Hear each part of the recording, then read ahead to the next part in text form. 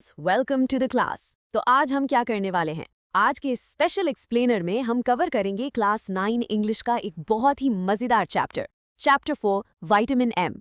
इसे हम line by line समझेंगे एकदम आसान भाषा में। और एक बात पहले ही बता दूं, इस स्टोरी के एंड में एक ऐसा मैसिव ट्विस्ट आने वाला है ना, जो लिटरली आपका दिमाग घुमा देगा। तो अपनी सीट्स की पेटी बांध लो एंड लेट्स गेट स्टार्टेड। लेकिन चैप्टर शुरू करने से पहले मेरे पास एक बड़ा सवाल है आपके लिए। क्या सच में विटामिन एम जैसी कोई चीज होती है? आपने विटामिन ए सुना होगा, बी सी डी सब सुना है, राइट? पर ये एम कहाँ से टपक पड़ा? यही तो इस चैप्टर की सबसे बड़ी मिस्ट्री है। कहानी के कैरेक्टर्स के हिसाब से देखें तो ये एक ऐसी इमेजिनरी दवाई है जो मेमोरी यानी याददाश्त बढ़ाने के काम आती है। पर क्या सच में ऐसी कोई मैजिक पिल एग्जिस्ट करती है? और सबसे इम्पोर्टेंट बात, इस कहानी में आखिर इसकी सबसे ज्यादा जरूरत किसको पड़ने वाली है? चलिए देखते हैं। ओके, तो चैप्टर को एकदम इजी बनाने के लिए ये रहा हमारा आज का छोटा सा सिलेबस। पहले हम देखेंगे तो विटामिन मिन फिश, फिर आएगा ग्रैंडपाज ग्रेट एस्केप, उसके बाद Ravi spying mission, then chaos in the city, the missing grandpa, और फाइनली हमारा सबसे favourite part, the ultimate birthday twist. बस इन 6 स्टेप्स को ध्यान से फॉलो करो और स्टोरी अपने आप आपके दिमाग में छप जाएगी। तो चलिए शुरू करते हैं पहले सेक्शन से, the vitamin M wish. Scene set करते हैं। एक छोटा सा थोड़ा क्राउडेड सिटी फ्लैट है और वहां ना थोड़ी सी टेंशन चल रही है। कैरेक्टर है हमारा हीरो रवि, उसकी मम्मी विद्या और उसके ग्रैंडपा यानी दादाजी। स्टोरी की पहली लाइन ही सुनिए। रवि की मम्मी विद्या जल्दी जल्दी रेड और ऑरेंज दवाइयां प्लेट में रखते हुए कंप्लेन करती हैं, I wish somebody would invent a memory vitamin M and we could give it to old people to help them improve their memories। समझ आया? मम्मी एकदम परेशान है। वो चाहती हैं कि काश कोई ऐसी गोली बना दे जिससे बूढ़े लोगों की मेमोरी ठीक हो जाए। उन्हें कॉन्स्टेंटली ये लग रहा है कि ग्रैंडपा अपनी दवाइयां भूल जाते हैं या डबल डोज ले लेंगे और कहीं अकेले बाहर गए तो खो भी सकते हैं। यहाँ आपको एक क्लियर डिफरेंस समझना होगा। एक तरफ विद्या है जिनका एंग्जाइटी लेवल बिल्कुल पीक पर है। वो चाहती हैं ग्रैंडपा अकेले बाहर ना जाएं, बेसिकली उन्हें एक छोटे बच्चे की तरह ट्रीट कर रही हैं। पर दूसरी तरफ जरा ध्यान से सोचिए, रवि जानता है कि उसके ग्रैंडपा एक्चुअली सुपर स्मार्ट है। जब दोनों घर पे अकेले होते हैं ना, तो चेस खेलते हैं और ग्रैंडपा एकदम इंटरनेशनल ग्रैंड मास्टर्स की तरह मूव्स चलते हैं। तो रवि सोचता है, भाई जो इंसान हजारों चेस मूव्स याद रख सकता है, वो भुलक्कड़ कैसे हो सकता है? नो वे। अब स्टोरी के बीच में एक इम्पॉर्टेंट वोकैबुलरी वर्ड आता है। इसे अपनी कॉपीज में नोट कर लो बच्चों।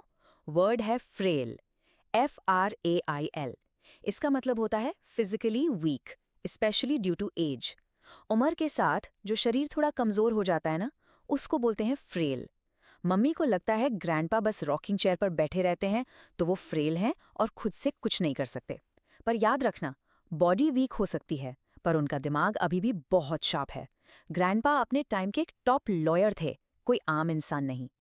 Alright, moving on to section 2, Great Pause, Great Escape। अब स्टोरी में आता है असली मजा। मम्मी को जाना है ऑफिस, तो वो रवि को ड्यूटी पर लगा देती हैं कि रवि, चाहे जो हो जाए ग्रैंडपा को अकेले बाहर मत जाने देना। रवि बेचारा फुल टेंशन में। और जैसे ही मम्मी घर से बाहर जाती हैं, ग्रैंडपा अपना मास्टर प्लान शुरू कर देते हैं। वो रवि को फुल इमोशनल ब्लैकमेल करते हैं। एकदम सस्पेंस वाले लुक के साथ पूछते हैं, treating me like a baby, has she told you to keep me a prisoner here? मतलब क्या तुम्हारी माँ ने तुम्हें मुझे यहाँ कैदी बना के रखने को कहा है? मुझे बेबी समझते हो क्या? बेचारा रवि तुरंत गिल्ट ट्रिप में आ जाता है, बोलता है, ऑफ कोर्स नॉट ग्रैंडपा। बस चांस मार के ग्रैंडपा स्मार्टनेस से बोलते हैं, गुड, तो मैं अभी बाहर जाकर अपना तमिल न्यूज़पेपर लेने जा रहा हूँ। भाई चेकमेट हो गया रवि का। यहाँ एक और मस्त वर्ड आता है, जॉन्टली। इसका मतलब होता है हैप्पीली एंड कॉन्फिडेंटली। अब जरा इमेजिन करो वो सीन, ग्रैंडपा फुल स्वैग में, चश्मा पहने, अपनी वॉकिंग स्टिक को हवा में घुमाते हुए जॉन्टली लिफ्ट की तरफ निकल गए। और हमारा बेचारा रवि वहीं फ्लैट में पैनिकिंग स्टेट में खड़ा है।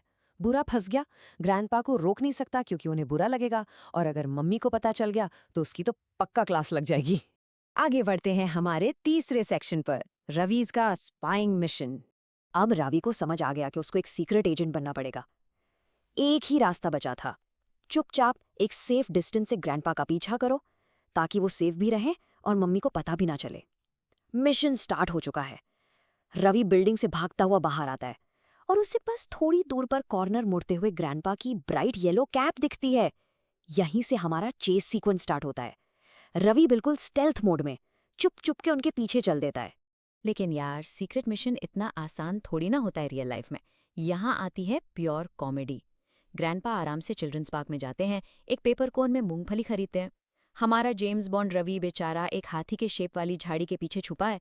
तभी एक छोटा बच्चा वहां आकर उससे पूछता है, क्या तुम हाइड एंड सीक खेल रहे हो? रवि पैनिक में बच्चे को भगाने के लिए श करता है, और तब अचानक एक परछाई पड़ती है। उस बच्चे की मम्मी अपनी छते के साथ आती हैं और रवि को ऐसी डांट लगाती हैं कि पूछो मत। How dare you shoo my child. Ultimate बेइज्जती हो गई भाई की। एग्जाम पॉइंट ऑफ व्यू से ये 2 एक्शन वर्ब जरूर याद रखना। पहला है क्राउच, यानी अपनी बॉडी को नीचे झुकाना, एंड दूसरा है डकिंग, मतलब अपना सर या बॉडी अचानक नीचे कर लेना ताकि कोई देख ना ले। रवि बेचारा अपने चारों हाथ पैरों पर क्राउच और डक करते हुए बिल्कुल एक डरे हुए पपी की तरह पार्क से बाहर निकलता है। उसे बस इस बात की खुशी थी कि ग्रैंडपा ने पीछे मुड़कर ये सारा तमाशा नहीं देखा। Okay, let's look at section 4. Chaos in the city. Park से निकलकर ग्रैंडपा सीधे जाते हैं टी स्टॉल, और यहाँ ग्रैंडपा खुल के वो सब करते हैं जिसके लिए उन्हें घर पर स्ट्रिक्ट मनाही थी। विद्या का बनाया हुआ पूरा डाइट प्लान आज कचरे के डब्बे में। ग्रैंडपा का चीट डे मेन्यू ध्यान से सुनो। स्टेप 1, एकदम मीठी शुगरी टी पी। स्टेप 2, ठेले से 2 केले लेकर दबा के खाए। और स्टेप 3, पूरी एक आइसक्रीम भी निपटा दी। अगर मम्मी उनको ये सब खाते देख लेती ना, वहीं बेहोश हो जाती। और दूसरी तरफ हमारा रवि पसीने से लथपथ एक बरगद के पेड़ के पीछे छुपा है। वहां जो हॉकर्स थे वो उस पर गुस्सा कर रहे हैं कि वो उनकी जगह पर क्यों खड़ा है। Ravi is literally dying of stress out there.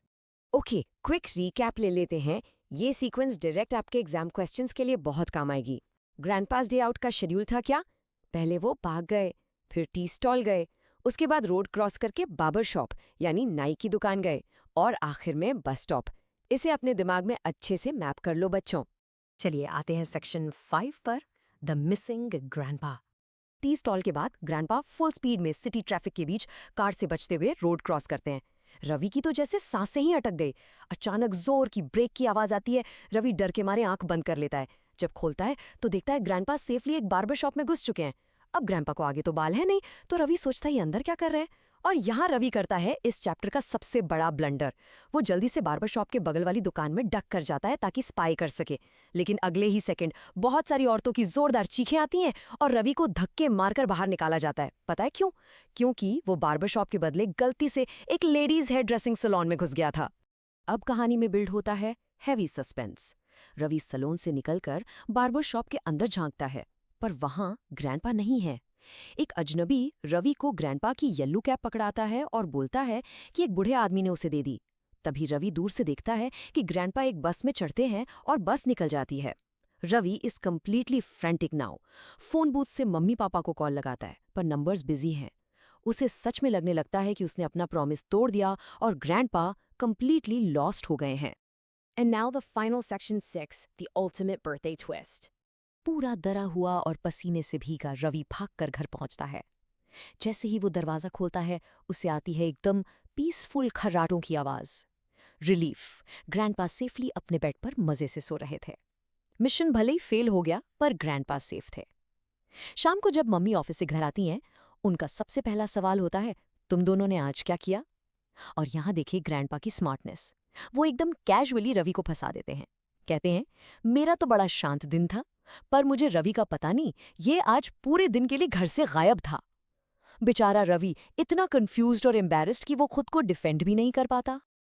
और तभी आता है इस चैप्टर का ultimate mic drop moment. Grandpa अपने बैग से गिफ्ट्स निकालकर सबको देते हैं, रवि को, उसके पापा को और विद्या को भी। जब विद्या हैरानी से पूछती है कि आज गिफ्ट्स क्यों मिल रहे हैं, तब ग्रैंडपा ये एपिक लाइन बोलते हैं, my daughter needs some vitamin M, I think for her memory. यानी मेरी बेटी को ही सच में अपनी मेमोरी ठीक करने के लिए थोड़े विटामिन एम की जरूरत है। कहानी की पूरी आयरनी देखिए। विद्या पूरे टाइम कंप्लेन कर रही थी कि ग्रैंडपा बुढ़े हो गए हैं, वीक हो गए हैं, चीजें भूल जाते हैं। पर रियलिटी में विद्या खुद अपने ही फादर का बर्थडे भूल गई थी। वो कैलेंडर पर डेट रेड सर्कल में थी, पर वो कंप्लीटली भूल चुकी थी। और ग्रैंडपा, उन्हें अपना रास्ता भी याद था, खरीदारी भी याद थी, और सबके लिए रिटर्न गिफ्ट्स लाना भी। एक्चुअली में the mother needed vitamin M, not the grandpa. एकदम सॉलिड ट्विस्ट था, है ना? इसीलिए कभी अपने एल्डर्स को हल्के में मत लेना। As we wrap up this explainer, मेरे पास आप सबके लिए एक छोटा सा सवाल है। What is a tradition or story passed down by your grandparents? आपके दादा दादी या नाना नानी ने ऐसी कौन सी कहानी या आदत आपको सिखाई है जो आपको हमेशा याद रहती है? उनसे कनेक्ट कीजिए एंड हमेशा उनकी रिस्पेक्ट कीजिए। आज के लिए बस इतना ही बच्चों। नोट्स बनाते रहिए, रिवाइज कीजिए और मैं आपसे मिलूंगा हमारे अगले मज़ेदार एक्सप्लेनर में। बाय।